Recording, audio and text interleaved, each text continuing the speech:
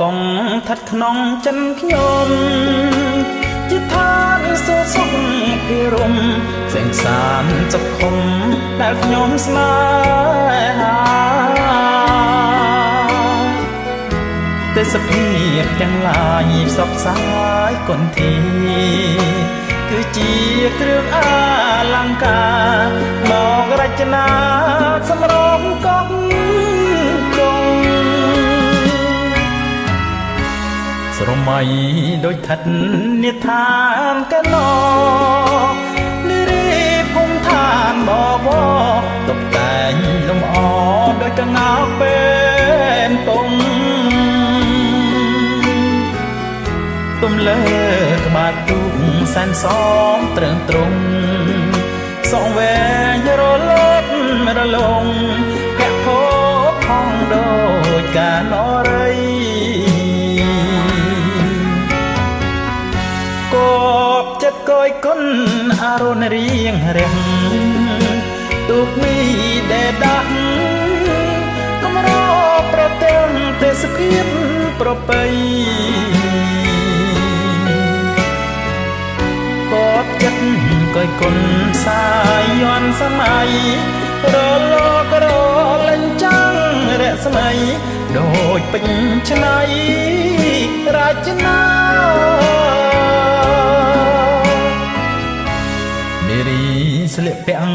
ឆ្លុះពណ៌គ្រប់យ៉ាងអង្គុយក្រោមដើមកោងកាងសំអាតសំអាងងូតទឹកដ៏ថ្លាខ្លះស្លៀកពាក់ខ្លីអាវស្ដើងសង្ហាយល់ផាត់មកបាត់កាយាគប់នេត្រាបុប្ផាកងគង់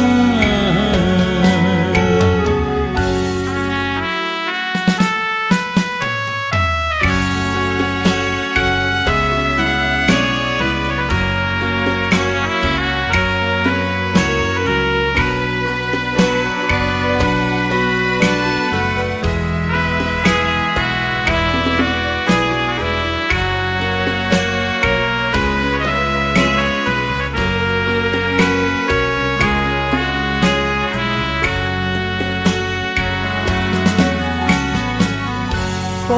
ប់ចិនកយគុណអរុណរៀងរាំងទូកមី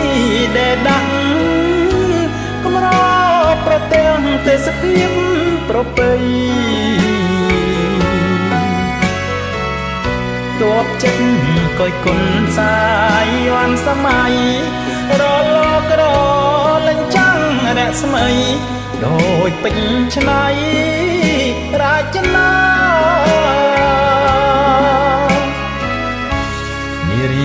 ស្លៀកពាក់ឆ្លុះពណ៌គ្រប់យ៉ាងអង្គុយក្រោមដើមកោងកាងសំអាត